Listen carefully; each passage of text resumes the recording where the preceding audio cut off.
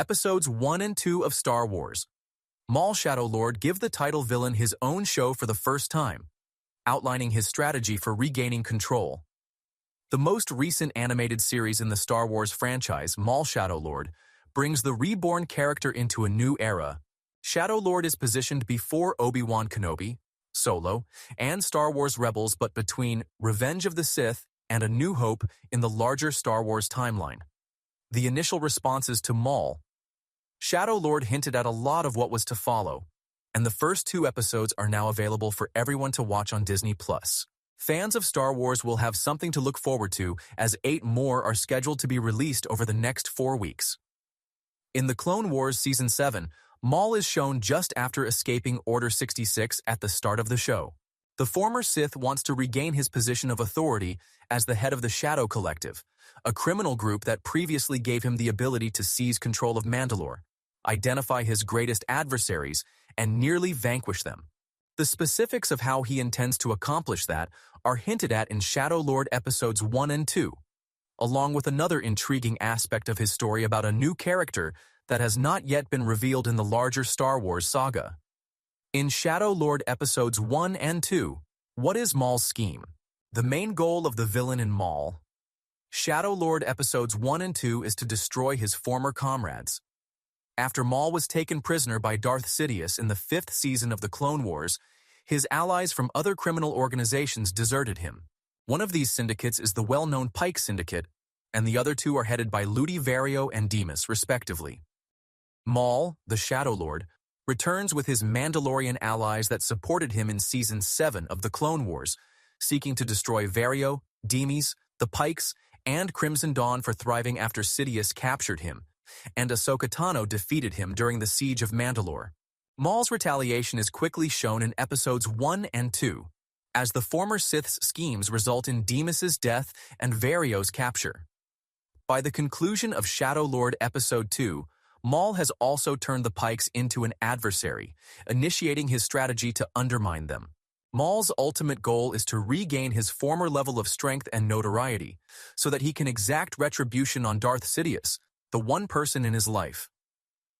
Maul sees himself as an apprentice as well. The way Maul plans to advance his cause to destroy the syndicates and Sidious, a Jedi named Devin, is one of the more intriguing aspects of Maul. Shadow Lord Episodes 1 and 2. Devin, one of the few Order 66 survivors in Star Wars, is depicted with her master Daki, hiding out on the planet Janix. But in the first 2 episodes, Maul captures Devin because he is constantly drawn to her by small visions. Maul tells Devin and Rook Kast, his devoted Mandalorian comrade, that he wants to expose the former Jedi's mistakes. Reiterating what he said to Ahsoka Tano during the Siege of Mandalore, he claims she has been brainwashed and requires retraining on the real nature of the galaxy. Maul believes Devin to be his apprentice as a result of these visions. Devin, however, doesn't precisely see it that way. In the conclusion of Maul Shadow Lord Episode 2, Devin uses the words he spoke to her to break free from Maul's captivity, which raises some additional significant issues. Is Devin the canon Darth Talon, and will she join Maul? As of the conclusion of Maul Shadow Lord Episode 2, it remains unclear whether Devin will truly join Maul. Over the course of the season, Maul will probably continue to attempt to persuade Devin to support him. After all, the showrunners have characterized Maul and Devin's relationship as the former being a devil on the latter's shoulder. This can only imply that Maul will keep pressuring Devin to adopt his philosophy in an effort to persuade him to choose a different perspective. Maul's insistence that Devin alter her perspective in Shadow Lord Episodes 1 and 2 lends credence to this.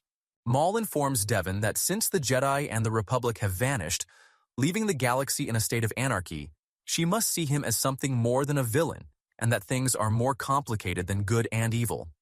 Maul's ability to overcome Devin's obstinate Jedi teachings and mindset is still up in the air, but it begs the question of whether she will end up as the canonical Darth Talon from Star Wars. Before Disney's Star Wars sequel trilogy became canon, Darth Talon was supposed to be Maul's Twi'lek apprentice in George Lucas's trilogy. Talon had multiple appearances in Star Wars Legends, and Lucas desired for her and Maul to become entwined. Many have questioned whether Devin will be Talon's canonical version. However, this is unlikely as planned. This seems improbable once more. Maul, the Shadow Lord, will have to write a masterclass in character development to make Devon and Talon feel like one and the same, since they are just too distinct. Devon may eventually work as Maul's apprentice, but she will have her own personality and probably not be based on Darth Talon as many people thought. Episode 1 and 2 of Maul, Shadow Lord set up the remainder of Season 1, aside from Maul's schemes with Devon and the crime syndicates. Lawson, a captain of Janix's local police department, will play a significant role in this.